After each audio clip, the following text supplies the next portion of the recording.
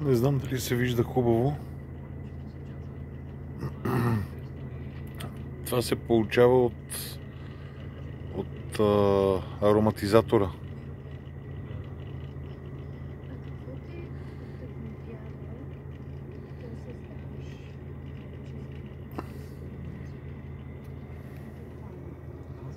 Значи ефекта през телефона не е същия, не се вижда много добре.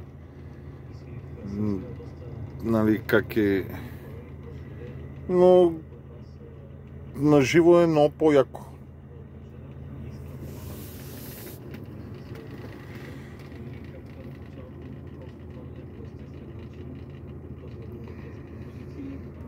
Това е, аз съм на границата. И така, бутам опашка и кога ще минем не се знае. Лека вечер на всички.